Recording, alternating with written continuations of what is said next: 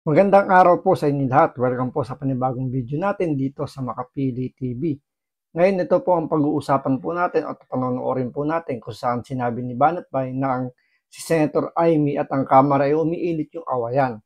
So bago natin simulan yung topic na yan, kung di ka pa nakasubscribe sa channel na ito, baka pwede naman pakipindot yung subscribe button. At the same time, palike na rin po ng video. Wala naman pong bayad dyan, kaya pindot na. So ito, panoorin po natin itong video ni Banatbay kung saan sinabi niya na umiinit yung awayan ng mga kongresista at ni Senator Amy tungkol sa People's Initiative. So, panoorin po natin. Sa investigasyon ng Senado sa People's Initiative, nabaling ang atensyon ng ilang senador sa AKAP o Ayuda para sa Kapos ang Kita. Ang programa nakapaloob sa pondo ng DSWD na para sa mga Grabe, no? Yung pala ibig sabihin ng AKAP. Ha? Yung mga kapos sa kita. Ibira. Grabe, no? May ayuda, may AIX, merong AKAP. Grabe. Alam mo ito yung lantarang tinatarantado na tayo ng pamahalaan natin, tayong mga Pilipino, parang, wala lang, bahala kayo sa buhay nyo, nakawin nyo yung pera namin. Parang ganun eh. Di ba? Yun ang totoo dyan eh. Parang ganun ang datingan eh. Alam mo yun, tinatarantado na nga tayo sa pera. Tayo, parang okay lang. Hayaan mo na maging mahirap kami. Hayaan mo na maging patay gutom kami. Hayaan mo nang maubos yung tax na binabayaran namin. Importante, kumikik ba kayo? Parang ganun, di ba? So, parang ganito yung ibig sabihin ni Banatbay na parang ang mga Pilipino, especially mga mahihirap nating kababayan, is okay na parang lustayin nyo yung pera ng taong bayan basta ambunan nyo lang kami kahit kaunti dun sa mga ninanakaw nyong pera, dun sa mga ibinubulsan yung pera. Okay na yun. Parang gagawa sila ng programa na para sa mahihirap. Pero ang totoo niyan is bariya-bariya lang yung ibinibigay sa mga mahihirap pero mas malaki yung kickback nitong mga nasa gobyerno natin. So parang yung mga mahihirap natin talagang literal na nililimusan lang ng kakaunti, ng kakarampot para lang bumango yung mga pangalan nila. natawag na near poor, gaya ng minimum wage earners na posibleng masadlak sa kahirapan, punsod ng mga dagok sa ekonomiya. At mga nakagraduate na sa 4Ps o Pantawid Pamilyang Pilipino program na kailangan ng tulong para hindi na bumalik sa pagiging mahirap. Pero pangamba ng mga senador, ang sarap pakinggan, ano? Para hindi na bumalik sa hirap. Magkano ba yan? 5,000? Gago rin, di ba yung press release nila, 5,000 ang ibibigay. Pero yung kanilang definition, para hindi na bumalik sa hirap. Bibigyan mo ng 5,000 yung tao? Sus! Ang pondo na panuhol para makalikom ng pirma para sa charter change. Nagulat din ako sa AKAP at mas lalo akong nagulat sa halaga. 26.7 billion. Lupit niyan.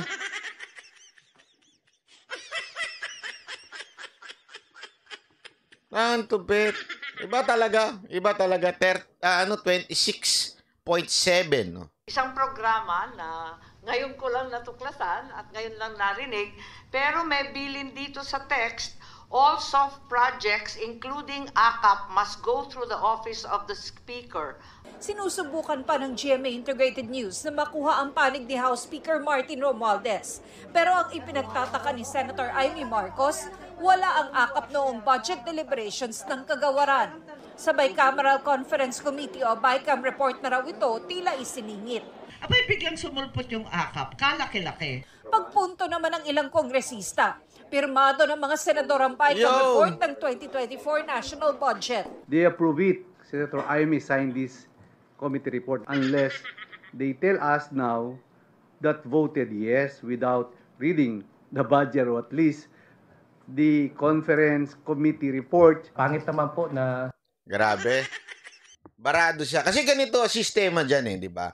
Meron sa Kamara, dinidiscuss yung budget. Kamara, lower house. Tapos sa Senate din.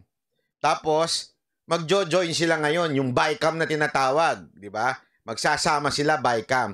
Sinasabi ni Senator Amy, dun sa BICAM, Noong unang deliberation, wala pa yung akap. Yun ang sinasabi ni Amy, ha? Okay? Ang sinasabi naman ito, noon sa BICAM, after sa BICAM, pinapipirma ngayon sa lahat ng senador at pinapapirma ngayon dito sa Kamara. Ang sinasabi ngayon ng Kamara, kung nandyan na yan, sinasabi mo nasa BICAM na yan, di ba? Pumirma ka eh. Yun ang problema. So, pumirma kang hindi mo binabasa yung pinirmahan mo? Gawain tamad dyan. Hindi o, totoo, di ba? Gawain yung tamad dyan. Hindi ka pa presidente. Tamad ka na. Si Pangulong Duterte nga eh, di ba? Malinaw yan, kaya nga siya inaabot hanggang alas 6. Kasi uuwi daw siya mga alas 12. Tapos pag uwi niya alas 12, bibigay lahat sa kanya. Babasahin niya isa-isa. Hindi siya, although may tiwala siya sa executive secretary sa Mildedea, pero hindi pa rin siya babasahin niya pa rin. Binabasa pa rin po ni Pangulong Duterte. Bakit to? Abuga. Diyan nga butasan si Senator Amy na lumalabas talaga hindi niya binasa, pumirma lang siya.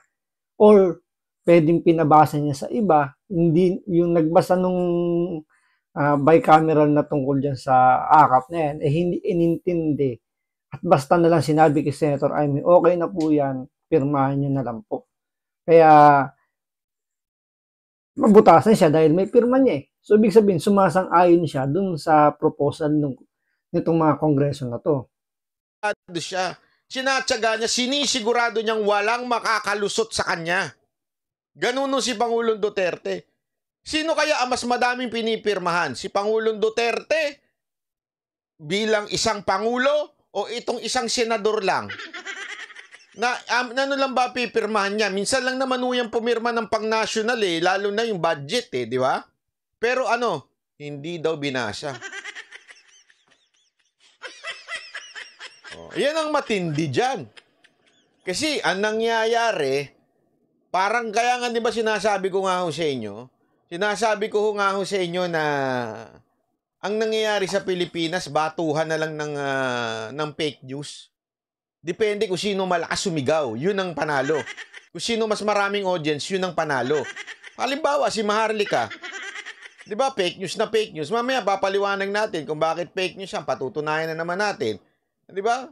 Porket mas malakas ng sumigaw, at bakit mas malakas ka mo sumigaw?